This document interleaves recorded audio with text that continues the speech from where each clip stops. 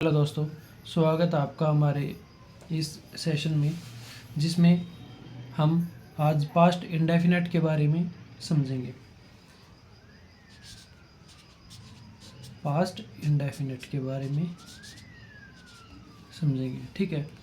इसमें आपको पता ही है, था या फिर थे, हिंदी में पहचान मिलती है, ठीक है।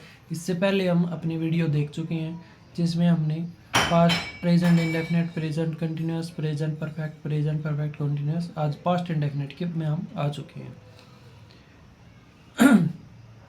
तो इसमें हम देखते हैं, पहला हमारा एक पार्ट बनता है सिंपल का, ठीक है। सिंपल में सबसे पहले हम वही बात है, आज तक जो समझते हैं वही समझते हैं। पहले हम स्ट्रक्चर्स देखेंगे, सब्जेक्ट, वर्ब और ऑब्जेक्ट। अब आप ये कहोगे सर ये सेम स्ट्रक्चर प्रेजेंट इंडेफिनेट में था। मैं मानता हूँ ये सेम स्ट्रक्चर प्रेजेंट इंडेफिनेट में था। इसमें और उसमें पहचान सिर्फ V2 की है। यहाँ पर V2 है, वहाँ पर क्या था, V1। ओके, पहला डिफरेंस समझ में आया। अब यहाँ पर देखते हैं, वही मैं स्कूल जाता हूँ, है ना, वो हमारा हिंदी में चला हुआ था एक, जो सभी में यूज़ किया हमने, इसमें भी हम उसी को यूज़ करते हैं। तो ये बनेगा मैं स्कूल जाता था, ठीक है, मैं स्कूल जाता था। तो इसको ऐसे लिख लेते हैं। देखो, आई हो गया सब्जेक्ट, भाई मैं स्कूल, V2 गो, वेंट, तो क्या बनेगी, आई वेंट टू स्कूल, ठीक है। ये हमारा हो गया प्रेजेंट इंडेफिनेट का सिंपल। अब इसी का सिंपल से आगे क्या बनाते हैं हम, नेगेटिव ले लेते हैं, ठीक है।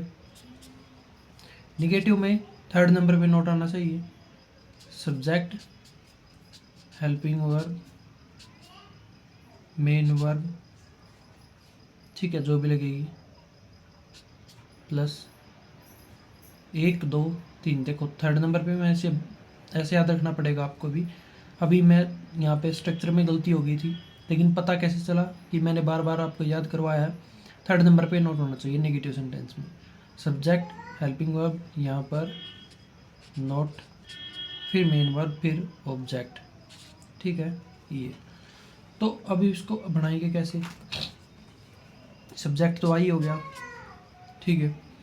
अब हेल्पिंग वर्ब, हेल्पिंग वर्ब इसमें क्या लगती है, डिड, क्या लगती है, डिड। जब मैं आपको टेंस स्टार्ट कराऊंगा ना, सारी चीज़ें दोबारा, हेल्पिंग वर्ब सब कुछ अच्छे से समझाऊंगा, टेंशन मतलब आप, टेंस चार्ट भी आपका बनवाऊंगा, ठीक है। आई डिड, उसके बाद में नॉट, यहाँ पर वह मेन वर्ब क्या लगी थी, V2, यहाँ पर क्या लगेगी, V1। मैं बताता हूँ, या यहाँ पर क्या हो जाएगा, I did not go to school, ठीक है। अब मैं आपको ये बताऊंगा कि यहाँ पर ये याद कैसे रखेंगे भाई, डिड के साथ में V1 लगानी है। एक लाइन को याद रखना, नोट्स के तौर पर एक लाइन को याद रखना, do does did model 2 plus V1। यहाँ पर याद रखो, डू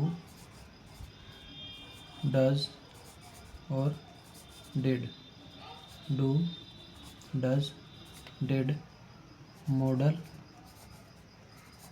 मॉडल्स, और जहाँ पर 2 हो उसके आगे V1, ठीक है।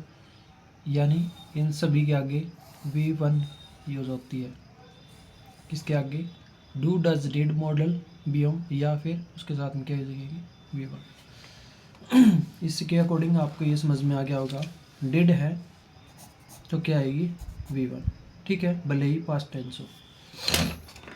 अब ये हो गया इसका नेगेटिव। अब इससे आगे देखेंगे इसका कौन सा, इंटेरोगेटिव, वेरी गुड, ठीक है, मतलब मार्क ऑफ इंटेरोगेशन वाला।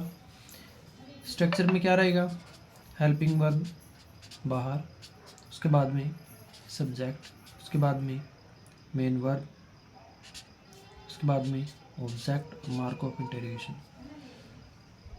हेल्पिंग वर्ब डिड बाहर आ गया, फिर सब्जेक्ट आई उसके बाद में डिड के साथ में आपको पता ही है मेन वर्ब क्या यूज करती है, फर्स्ट फॉर्म, तो क्या हो जाएगा, did I go to school, mark of interrogation. ठीक है, इसका हम इंटेरोगेटिव प्लस नेगेटिव भी देखते हैं। इंटेरोगेटिव प्लस नेगेटिव मतलब इंटेरोगेशन भी होना चाहिए और नेगेटिव होना चाहिए। क्या आएगा, हेल्पिंग वर्ब बार, उसके बाद में सब्जेक्ट थर्ड नंबर पे नॉट, इसको मत बोलना भाई, नेगेटिव में थर्ड नंबर पे नॉट होता है। ठीक है, उसके बाद में मेन वर्ब, उसके बाद में आपके ऑब्जेक्ट और मार्क ऑफ इंटरोगेशन। तो यहाँ पर कैसे लिखा जाएगा, ये डिड आई थर्ड नंबर पे not, did I not go to school. ठीक है, ये चीज़ आपकी समझ में आई। ये पास्ट इंडेफिनेट था हमारा।